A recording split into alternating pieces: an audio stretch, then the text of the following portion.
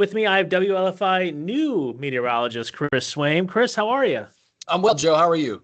I'm all right. So you are new. Are you new to the Lafayette area? Is this your first time ever in Lafayette?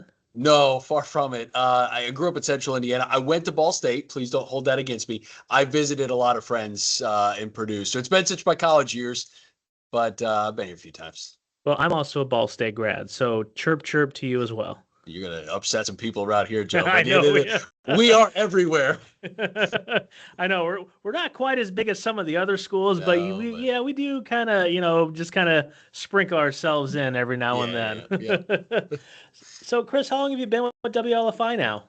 Started early June, but a lot of people wouldn't have seen me on air. It's about mid-June. We had some severe weather, so a month and some change.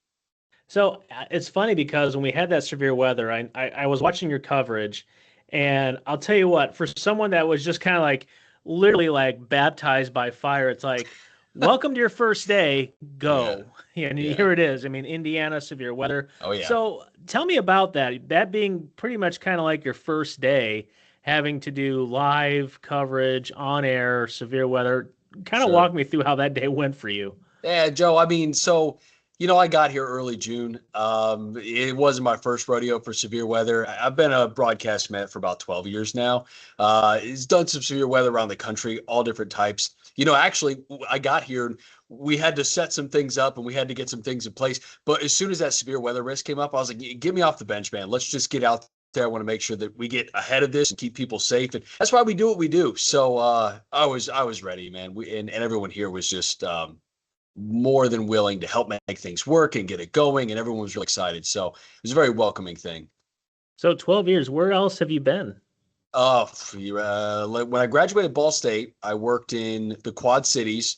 Then I moved to Little Rock, Fayetteville, Arkansas, Milwaukee, Omaha, Baltimore. I was in Indianapolis for a short time, and then here. So I got a good bit of the country, mostly Midwest, some East Coast, some South. But this See, is home for me.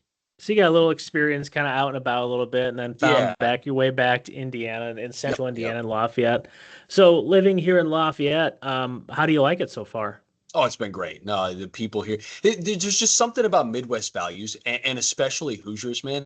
People are so nice. I tell you, when I lived in other parts of the country, I'd stop and I'd have a conversation with the gas station clerk, or I'd stop people in the grocery store. And in some areas of the country, man, they look at you like you're growing a second head. But here it's just people are so friendly. I really missed the Midwest values, and being close to family has just been a godsend. I've really enjoyed it.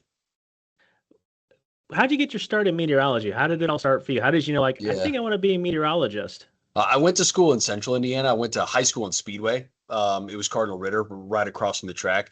I took a class in high school, Earth Science, and there was a meteorology section, and I was just fascinated. I applied to Ball State as it. I didn't know that I wanted to be a broadcaster, but of course, David Letterman's home, they had a lot of resources there.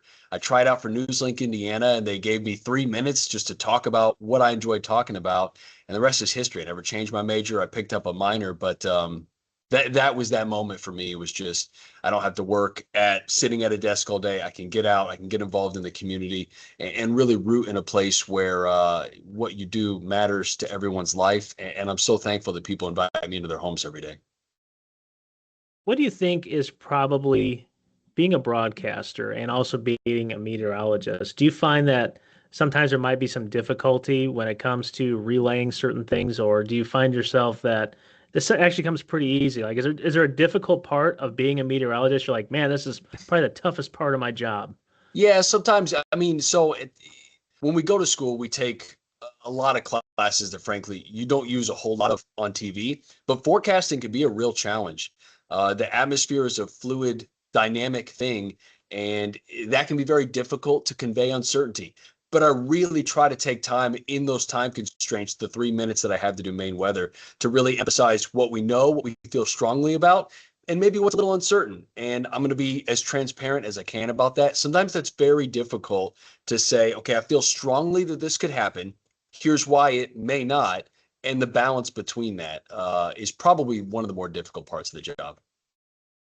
With being in Indiana, obviously we have some names that are very difficult at times, Yeah. especially when it comes about being in other states and cities too. That is, do you find, I guess, what was probably the hardest place, where all the places that you work, what was probably the hardest place to Oh, actually learn like city names and towns? yeah.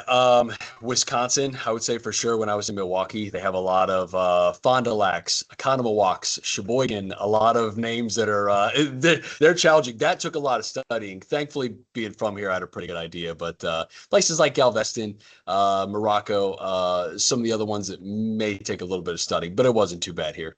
Yeah, yeah, especially being Indiana. I know I kind of got my first professional start in southern Indiana and learning some of those towns Oh yeah. and names and such like that. Yeah, it's instead of Versailles, it's Versailles. Oh yeah. And instead of people will say Du Bois County, but it's Du Bois County. So it took some time to kind of get used to that. But I I mean, feel you. once you get to know it, then you're like, yeah, okay. But you having an advantage growing up in Indiana Yep. kind of like, yeah, I can probably, work my way out, especially like, your first day on the air, you're having to kind of pop off all these towns during severe weather, Yeah. and you're just kind of like, yes, that's it. Did you have someone like whispering in your ear, like, that's how you pronounce it? That's how you pronounce it. Sometimes, we got some really good producers here that'll help me out. But severe weather is a challenge, man, because you get into a microscope and you really zoom into some of these places and you hit some really small towns. But we'll learn it as we go. And please, anyone watching this, feel free.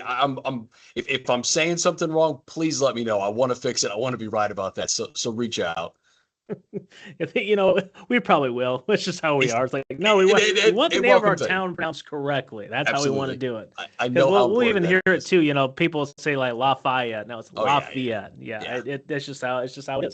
Yep. So, what's probably your favorite part of Lafayette so far, being here now for about a little more than a month? Yeah, I tell you, some of the festivals that they have here, Taste of Tippecanoe is one that I just started right when that got going. I just missed it. I really want to get out to that, but a lot of the we have the fair coming up, the Tippecanoe Canoe County Fair, starts next Friday. Things like that. Just I miss those things in Indiana, those events that the community rallies around. I've heard a lot about Mosey too, so plenty of opportunities to get out to some of these events is what I'm really looking forward to.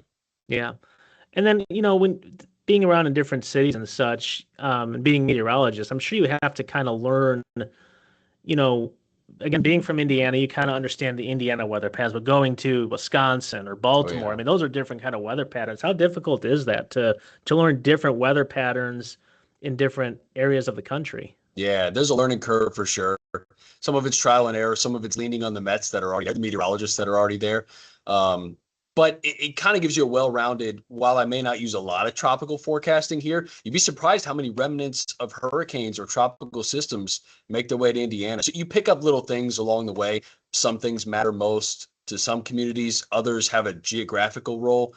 That is definitely a challenge, but I've moved so many times now that you kind of get good at the unknown or the learning curve of that. So it can be difficult. Chris, if someone wants to get in touch with you, they have questions about weather or, Yeah. something, what's the best way to get a hold of you? Yeah, you can. I have a Facebook page, Meteorologist Chris Swaim, or you could send me an email, chris.swaim@wlfi.com. I'd love to hear from people. I mean, what I most look forward to being a local broadcaster is the local part of that, getting involved in the community, getting to know the people. I live here, I work here. I care about the news stories. I'll go into newsroom pitches because sometimes it affects me. So just reach out, get to know me, let me know some of the local spots to check out, things to do, your favorite events. Don't be shy. I'd love to hear from people. Well, Chris, thanks for taking the time to kind of meet you and get to know you a little bit Yeah. as, people get to now. What time are you on LFI, just so people can catch you? Yeah. And thank you very much. But we're on, I'm in the mornings. We'll go from 5 to 7 a.m. We have cut ins several hours after that up to 9 a.m. And I'm back at noon. So morning and midday. And if there's severe weather, I'll be there. Our team's getting really good at covering these bigger events. And we want to make sure that we have multiple people that, especially when it's getting a little dicey. Sometimes it's a 24-hour job, depending on what's happening. Sometimes the weather doesn't stop, so we can't either. Well, Chris, thanks again. Appreciate it. Look forward to seeing more of you on WLFI. Thank you very much.